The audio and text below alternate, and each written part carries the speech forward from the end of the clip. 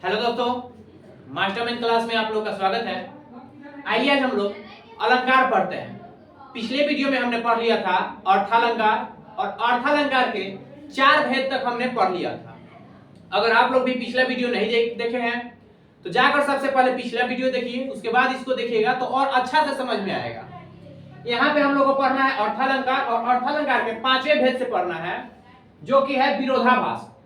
तो आइए देखते हैं विरोधाभास अलंकार किसे कहते हैं। तो जहां भी वाक्य में विरोध का भाव हो, मतलब जहां लगे कि इसका विरोध हो रहा है किसी भी सेंटेंस का, उसको हम लोग बोलते हैं विरोधाभास अलंकार। जैसे कि एग्जांपल के माध्यम से इसको समझेंगे।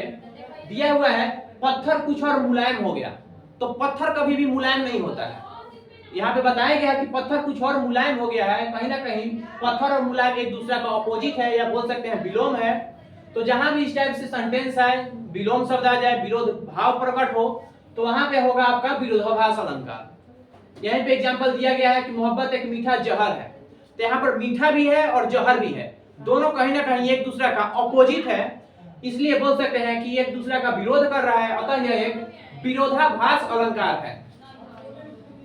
अगला है संदेह अलंकार।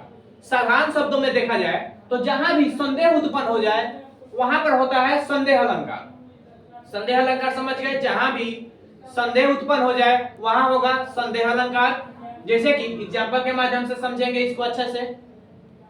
दिया है सारी बीच नारी है कि नारी बीच सारी है, सारी है कि नारी है कि नारी है कि सारी है। जब द्रौपदी का चीरहरण हो रहा था तो वहीं पे यह सेंटेंस बोला गया था कि नारी है कि सारी है कि सारी है कि नारी है, नारी बीच सारी है कि सारी बीच नारी है। मतलब पता नहीं चल रहा था कि वह सारी कितना लंबा है, इसलिए वहां पे यह बात बोला गया था। उसी को भाव को कवि ने दर्शाया है इस वाक्य को लिखकर। तो यहाँ पे संदेह उत्पन्न हो रहा है, अतः यह एक संदेह अलंकार है। यहाँ पे बोल सकते हैं कि एक और एग्जांपल है, वह पूर्ण चंद्र उगा है या किसी का मुखरा है, पूरा चांद है या किसी का मुखरा है। तो यहाँ पे कंफ्यूजन हो रहा है, मतलब संदेह उत्पन्न हो रहा है, अतः यह एक संदेह अलंकार है। अगला है भ्रांतिमान अलंकार। जहां पर भी सेंटेंस पढ़ने के बाद भ्रम की उत्पत्ति हो वहां पे होगा आपका भ्रांतिमान अलंकार। सेंटेंस पढ़ने के बाद उसमें पता चल जाए कि यहाँ पे इसको भ्रम हो गया था, तो वह हो जाएगा आपका भ्रांतिमान अलंकार। जैसे कि समझेंगे इसको एग्जांपल के माध्यम से। दिया है बिल विचार कर नाक सुंड में घुसने लगा विषैला सांप, और काली ईख समझ विषधर को उठा लिया जब गजने आप। बताया गया है कि एक हाथी काली ईख समझकर सांप को उठा लिया, और वह सांप बिल समझकर जो भी हाथी था हाथी के सूंड में घुसने लगा। तो यहाँ दोनों एक दूसरे को दोनों को भ्रम हो गया था, अतः यह एक भ्रांतिमान अलंकार है। समझ में आ गया होगा कि बिल समझकर सांप घुसने लगा हाथी के सूंड में, और हाथी ने ईख समझकर सांप को उठा लिया, दोनों को भ्रम हो गया था, अतः यह एक भ्रांतिमान अलंकार है। अगला है जानी श्याम को श्याम घन नाच उठा वन मोर। बताया गया है कि वन में मोर ने श्याम घन बताया गया है, मतलब कृष्ण भगवान को। श्याम जी मतलब कृष्ण जी थोड़ा सा सांवले थे, तो उनको मोर ने उसको समझ लिया कि यह एक बादल है, और वह डांस करने लगा। मोर को कहीं ना कहीं भ्रम हो गया था, इसलिए यह एक भ्रांतिमान अलंकार है। अगला है मुन्ना तब मम्मी के सिर पर देख देख दो चोटी, भाग उठा भयमान कर सिर पर सापिन लोटी। बताया गया है मुन्ना यानी कि छोटा बच्चा अपनी मम्मी के सिर पर 2 चोटी को देख लिया, और 2 चोटी को उसको लगा कि यह 2 सांप है, सांप लौट रहा है, और वह भागने लगा। तो यहाँ पर भी उसको भ्रम की उत्पत्ति होती है, अतः यह एक भ्रांतिमान अलंकार है। यहाँ पे समझ में आया होगा शायद। आइए एक बार फिर से रिपीट करते हैं। पहला था विरोधाभास अलंकार। जहां एक दूसरे के सेंटेंस में विलोम शब्द आ जाए या विरोध करता हो सेंटेंस का, वहां पे होगा विरोधाभास। जैसे कि एग्जांपल था मोहब्बत एक मीठा जहर है, या पत्थर कुछ और मुलायम हो गया, एक दूसरे के विपरीत या फिर विरोध कर रहा है, अतः यह एक विरोधाभास है। संदेह अलंकार देखे थे हम लोग, जहां संदेह उत्पन्न हो जाए वहां पे होगा संदेह अलंकार। इसका फेमस एग्जांपल है सारी बीच नारी है कि नारी बीच सारी है, सारी है कि नारी है कि नारी है कि सारी है। दूसरा है पूर्ण चंद उगा है या किसी का मुखरा है। तीसरा देखे कि जहां पे भ्रम उत्पन्न हो जाए वहां पर होगा भ्रांतिमान। जैसे अभी समझाए थे कि बिल विचार कर नाक सुंड में घुसने लगा विषैला सांप, और काली ईख समझ विषधर को उठा लिया गजने आप। जब हाथी ने काला ईंट समझकर नाग को उठा लिया और वही नाग बिल समझकर हाथी के नाक में घुसने लगा, अतः दोनों को भ्रम की उत्पत्ति हो गई और यह एक भ्रांतिमान अलंकार है। तो एग्जाम्पल जरूर ध्यान रखिएगा, समझ में आ जाएगा। अगला आते हैं, इधर है अब शब्द अलंकार। इससे पहले हम लोग टोटल पढ़ लिए जितना भी अर्थालंकार, अर्थालंकार के माध्यम, अर्थालंकार में जितने भी इंपॉर्टेंट टॉपिक था, मतलब कि जितना भाग था टोटल को हम लोग देख लिए।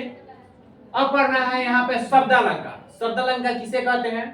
तो वैसा अलंकार जो शब्द के माध्यम से काव्य में सुंदरता उत्पन्न कर दे या फिर उसको बोल सकते हैं शोभा बढ़ा दे, उसको बोलते हैं हम लोग शब्द अलंकार। शब्द अलंकार के 5 भेद होते हैं, तो उसको पढ़ना है।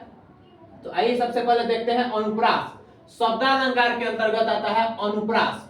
अनुप्रास अलंकार के 5 भेद होते हैं। शब्द अलंकार के अंतर्गत अनुप्रास आ गया। अनुप्रास किसे कहते हैं?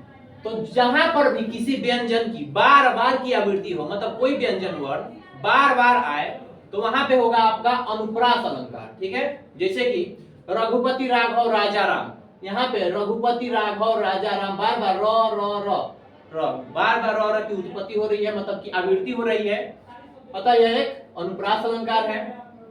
यहीं पे दिया गया है जैसे कि आज ब्लू है पानी पानी पानी, तो यहाँ पर पानी पानी पानी, सब पानी का मतलब पानी है और बार बार पानी पानी की उत्पत्ति मतलब की रिवीजन हो रहा है, मतलब आवृत्ति हो रहा है, अतः यहाँ पे अनुप्रास अलंकार के यह एक भेद है। अब देखिए अनुप्रास अलंकार के 5 भेद होते हैं। सबसे पहला है छेकानुप्रास, दूसरा है वृत्त्यानुप्रास, तीसरा है लाटानुप्रास, चौथा है श्रुत्यानुप्रास और 5वां है अंत्यानुप्रास। अब आइए एक एक पार्टिकुलर पढ़ते हैं। छेकानुप्रास किसे कहते हैं? तो जब सेंटेंस में 2 वर्ण बार बार आए, 2 वर्ण आए तो वहां पे होगा छेकानुप्रास। ठीक है, 2 वर्ण आए वहां पे होगा छेकानुप्रास। जैसे कि सूर समर करनी करही, सूर समर, यहाँ पर भी स है फिर स है, 2 बार आ गया तो यह हो जाएगा छेकानुप्रास। अगला है बागे बघीर में भ्रमण भरे अजब अनुराग। गौर से देखिएगा, बागे बघीर ब आ गया, भ्रमण भरे भ आ गया, यहाँ पे अजब अनुराग आ गया। तो जहां पर भी 2 सेंटेंस आए, 2 मतलब कि वर्ण आए बार बार, वहां पे होगा आपका छेकानुप्रास। इसमें थोड़ा सा आगे पढ़ते हैं वृत्त्यानुप्रास, इसी के जैसा है लेकिन इसमें एक वर्ण एक्स्ट्रा है। छेकानुप्रास में जहां पर भी 3 वर्ण आए या 3 से अधिक वर्ण बार बार आए तो वहां पे होगा वृत्त्यानुप्रास। ध्यान रखिएगा, 2 वर्ण आए तो वहां पे होगा छेकानुप्रास, अगर 3 वर्ण आए या 3 से अधिक वर्ण आए बार बार, वहां पे होगा वृत्त्यानुप्रास। जैसे कि इसका फेमस एग्जांपल है खड़क सिंह के खड़कने से खड़कती है खिड़कियां और खिड़कियों के खड़कने से खड़कता है खड़क सिंह। तो यहाँ पे देखिएगा खड़क सिंह, फिर खड़क सिंह, खड़क सिंह, खड़क, बार बार ख ख ख आ रहा है, अतः यह एक वृत्त्यानुप्रास का एग्जांपल है। अगला है चारूचंद की चंचल किरणें खेल रही थी जलथल में। चारूचंद की चंचल किरणें, चारू च है, यहाँ पर भी च, यहाँ पर भी च, बोल सकते हैं बार बार आया है, यानी कि 3-4 बार आ रहा है, अतः यह एक वृत्त्यानुप्रास है। अगला है लाटानुप्रास। इससे पहले हम लोग पढ़े छेकानुप्रास, जहां पे 2 वर्ण आए छेकानुप्रास हो गया। वृत्त्यानुप्रास जहां पे 3 वर्ण आए या 3 से अधिक वर्ण आए बार बार, वहां पे वृत्त्यानुप्रास। और लाटानुप्रास जहां लाट के लाट वर्ण बार बार रिवीजन हो, रिपीट हो, वहां पे होगा लाटानुप्रास। साधारण शब्दों में देखिए लाटानुप्रास शब्द या वाक्य की समान अर्थ में पुनरावृत्ति, शब्द या वाक्य टोटल अगर रिवीजन हो रहा है, मतलब लाट के लाट आ जा रहा है, तो वहां पे होगा लाटानुप्रास। जैसे कि एग्जांपल है परदेसी परदेसी जाना नहीं, पूरा परदेसी आ गया, परदेसी पूरा दोनों रिवीजन आ गया है, दोनों वर्ड ही आ गया और दोनों का मतलब ही सेम है, परदेसी परदेसी। तो यह हो गया एग्जांपल लाटानुप्रास का। अगला है पूत कपूत तो क्यों धन संचय और पूत सपूत तो क्यों धन संचय।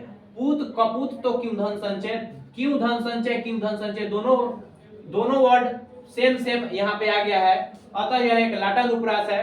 यहाँ पे बताया गया है पूत सपूत, पूत कपूत तो क्यों धन संचय। अगर आपका बेटा नाजायज निकल गया, मतलब अच्छा कर्म नहीं कर रहा है, तो कितना भी आप धन संपत्ति इकट्ठा कर ले उसको बर्बाद कर देगा। उसके अगला लिखा है कि पूत सपूत तो क्यों धन संचय। अगर आपका बेटा अच्छा है तो आपको धन इकट्ठा करने की जरूरत नहीं है, वह खुद ब खुद धन संपत्ति इकट्ठा कर देगा, कमाकर ज्यादा ला सकता है धन। तो दोनों कंडीशन में धन रखना जरूरी नहीं है। ऐसे ही बताया गया है कि धन का 3 चीज होता है, दान, भोग, न तो नाश। याद रखना है लाटानुप्रास में जहां पर समान अर्थ में पुनरावृत्ति हो, मतलब पूरे सेंटेंस पूरे वाक्य की पुनरावृत्ति होगा, वहां पे होगा लाटानुप्रास। अगला है श्रुत्यानुप्रास। श्रुत्यानुप्रास वैसा सेंटेंस जो सुनने में कानों को अच्छा लगे, उसको बोलते हैं हम लोग श्रुत्यानुप्रास। जैसे कि एग्जांपल देख लीजिए इसका, लैला तुझे लूट लेगी तू लिख कर ले ले। यह बात भी सही है, खासकर लड़कों के लिए है, तो ध्यान रखिएगा इसको। और श्रुत्यानुप्रास के एग्जांपल भी बताए हम कि जो सुनने में अच्छा लगे वह होगा श्रुत्यानुप्रास। एग्जांपल फेमस है, लैला तुझे लूट लेगी तू लिख कर ले ले। और लास्ट पढ़ते हैं हम लोग अंत्यानुप्रास। अंत्यानुप्रास जहां वाक्य पंक्ति में तुकांत शब्द है, तुकांत लास्ट में आए, वहां पे होगा अंत्यानुप्रास। एग्जांपल के माध्यम से समझिए, दिया है कि कहा था तू संशय के नाग, आग लगा दी किसने आग और यह आग। तो नाग और आग देखने में थोड़ा तुकांत लग रहा है, तो यह हो जाएगा आपका अंत्यानुप्रास। दूसरा एग्जांपल समझिए, मछली जल की रानी है जीवन उसका पानी है। रानी है पानी है, दोनों तुकांत है, अतः यह एक अंत्यानुप्रास। तो आइए यहां तक एक बार रिवीजन करते हैं। अभी हम लोग पढ़ रहे हैं शब्दालंकार। शब्दालंकार में पहला था अनुप्रास। अनुप्रास के 5 भेद थे, और अनुप्रास में जो बार बार रिवीजन वर्ड की आवृत्ति होती है, यानी व्यंजन वर्ण की आवृत्ति होती है, उसको बोलते हैं अनुप्रास। अनुप्रास के 5 भेद, सबसे पहला है छेकानुप्रास। जहां पर वर्ण 2 बार आए वहां पे होगा छेकानुप्रास। वृत्तीयानुप्रास जहां पे वर्ण 3 बार या 3 से अधिक बार आए वहां पे होगा वृत्तीयानुप्रास। और लाटानुप्रास में जहां वाक्य की समान अर्थ में पुनरावृत्ति होगा, वाक्य ही रिवीजन हो जाए, मतलब कि रिपीट हो जाए, या पूरा सेंटेंस ही रिपीट हो जाए, वहां पर होगा आपका लाटानुप्रास। और श्रुत्यानुप्रास जो कानों को सुनने में अच्छा लगे, वहां पे होगा श्रुत्यानुप्रास। और अंत्यानुप्रास जहां पे लास्ट में तुकांत शब्द आए, वहां पे होगा अंत्यानुप्रास। तो आप लोगों को वीडियो यह कैसा लगा जरूर कमेंट में बताइए। और इससे अगला वीडियो कल शाम में चढ़ा दिया जाएगा या सुबह में, तो लास्ट तक जरूर देखिएगा अगला वीडियो।